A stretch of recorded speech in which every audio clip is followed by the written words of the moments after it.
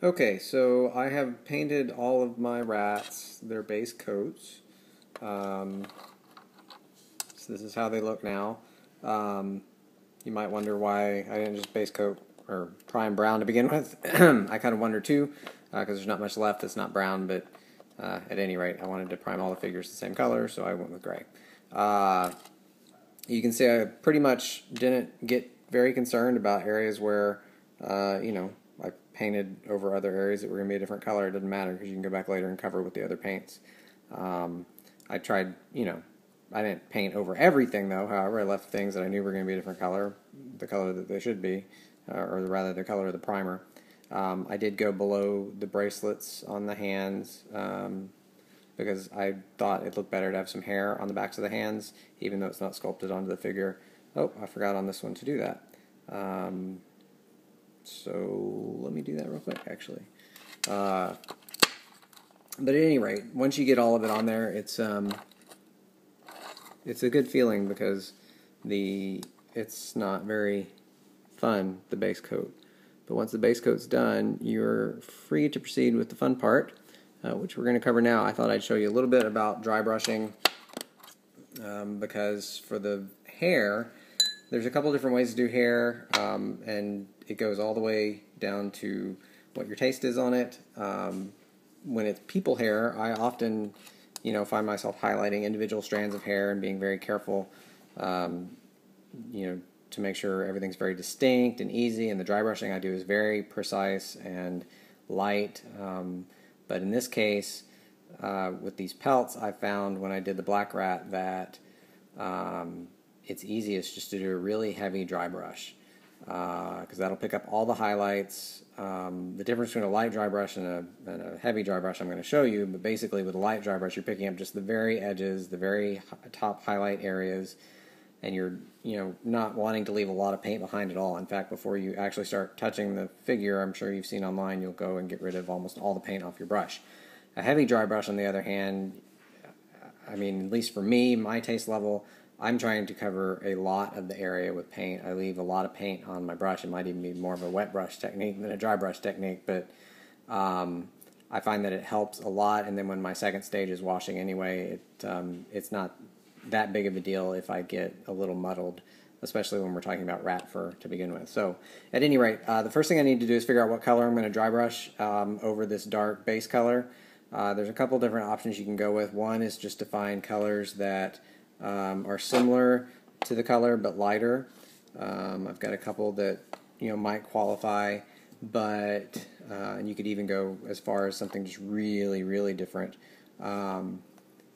But since I'm not wanting to draw a lot of attention to the fur, I kind of wanted it to look a little painterly but realistic.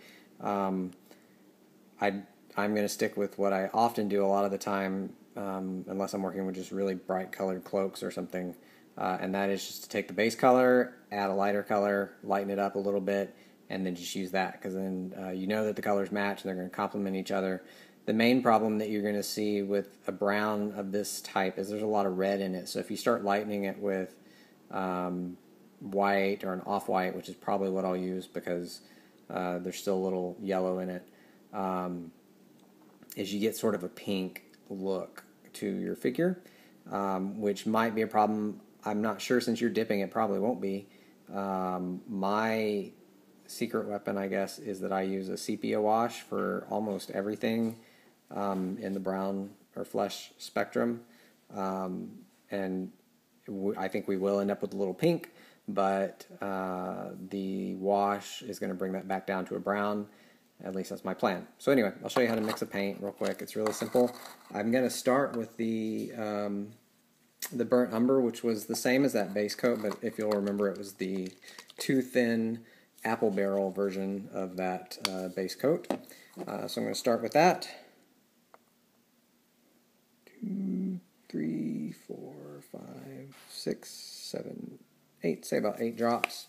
And then it doesn't take much light color at all to lighten these things up. So I'm going to take just a basic antique white. That's not going to show it, but antique white. Again, apple barrel. And I'm just going to get one tiny drop, in fact, almost less than a drop in there, because you don't want very much. because it will really, really lighten it fast. And then the best way to mix these sorts of things is with a toothpick, I find, because then you're not having to clean your brushes all the time after you mix stuff.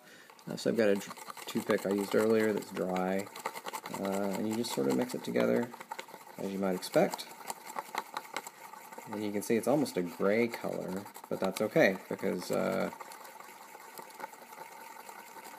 it's just to show the definition of the hair, and then later there's going to be a wash on top. So once you get it pretty uniform looking, you're good to go there. And then you want to get a dry brush, which you can go in a few different varieties. This is a really cheap brush here, and it's fine for dry brushing. It's got a lot of, I mean, you can see I've used it for dry brushing a lot in the past. It's kind of coarse though, so I'm going to leave that one to the side and go with kind of a nicer one. This is actually a Citadel brush. It's a Citadel large dry brush, and it's very dense and thick and soft. And when you're dry brushing, what you do is you just get a little bit on your brush, and then you can dab a little bit of it off, and then you want to find a towel. I actually have a plate that I use, and I go back and forth on the plate until I think that I don't have hardly any more paint on my brush, and then once I'm pretty satisfied with that, I hit the towel and see how much is coming off when I rub on the towel. And once it gets about to like that, you're pretty good to go, where it doesn't look like it's really leaving very much.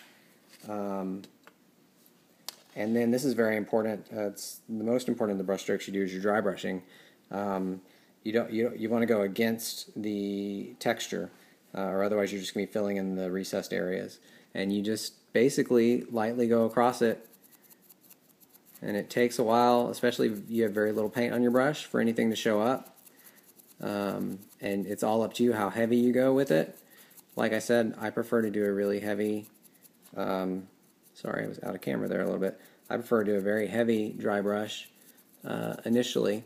And the plan, just to let you know at the outset, is I'm going to go over the entire figure and get sort of a basic two-tone depth to it.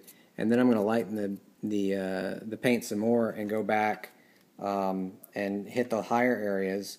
I would choose the muscle here, the shoulder here, the haunch, and kind of get them a little lighter so that you have actually some variations. You're not just one color of dry brush, and you'll see what I mean as I get going. Especially when you're talking up in the face, you get the rim of the brow, the snarl.